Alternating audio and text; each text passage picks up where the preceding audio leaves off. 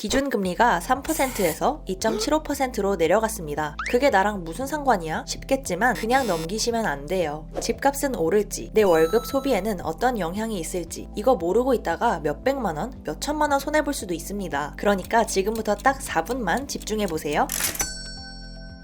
금리가 내려가면 무조건 좋은 걸까요? 아니면 나쁜 걸까요? 사실 답은 어떻게 대비하느냐에 달려 있습니다. 어떤 사람은 나랑 뭔 상관? 관심 없어? 하고 넘길 거고 어떤 사람은 이게 내 돈과 어떤 관계가 있는지 따져보고 움직이겠죠? 이걸 알고 준비하는 사람과 그냥 넘기는 사람의 1년 후, 3년 후는 분명히 다를 겁니다. 금리 인하가 내 돈에 미치는 영향 정확히 짚어드릴 테니 끝까지 들어보세요. 자, 그럼 본론으로 들어와서 금리가 내려가면 우리한테 어떤 변화가 생길까요? 첫 번째, 대출 이자가 줄어들 가능성이 높아져요. 예를 들어 3억 원을 변동금리 대출로 빌렸고 적용금리가 5%에서 4%로 내려간다면 이론적으로 연간 300만 원 정도 이자 부담이 줄어들 수 있습니다. 하지만 모든 대출이 똑같이 적용되는 건 아니에요. 변동금리 대출은 조정 시점에 따라 금리 인하 혜택을 받을 수 있지만 고정금리 대출은 계약된 금리가 유지되기 때문에 영향을 받지 않습니다. 신규 대출자는 낮아진 금리로 유리한 조건을 받을 가능성이 있습니다. 그렇다면 앞으로 대출을 받을 때 어떤 선택이 유리할까요? 금리가 더 내려갈 것이라는 가정하에 변동금리를 선택하는 것이 유리하겠죠? 다음은 집값 문제.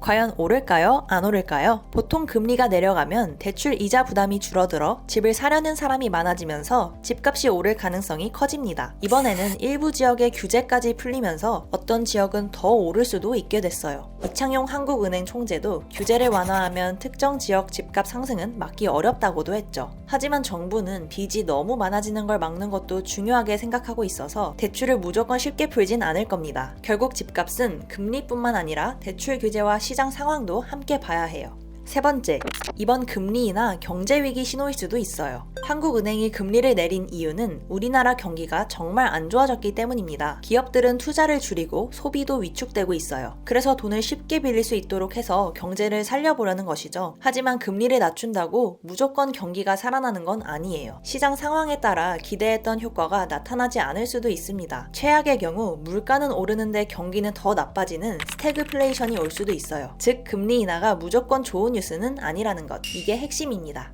지금 금리가 내려가면서 돈의 흐름이 바뀌고 있어요. 하지만 이 변화가 모두에게 같은 기회가 되는 건 아닙니다. 대출자는 이자 부담을 줄일 기회, 투자자에겐 전략을 다시 점검할 신호가 될 수 있죠. 유동성이 증가할 때 준비된 사람과 아닌 사람의 격차는 더 커질 겁니다. 중요한 건 지금 내 상황에서 어떤 선택이 최선인지 아는 것. 그렇다면 이런 시기에 부자들은 어떻게 움직일까요? 어디에 투자를 해야 돈을 벌 수 있는지 먼저 파악해서 기회를 잡습니다. 여러분도 똑같이 흐름을 읽고 대비할 수 있어요. 금리 인하기에 안전하게 수익 극대화하는 법. 2025년 재테크 전략 실전 가이드. 지금 고정 댓글에서 확인하시고 모처럼 찾아온 기회 놓치지 마세요.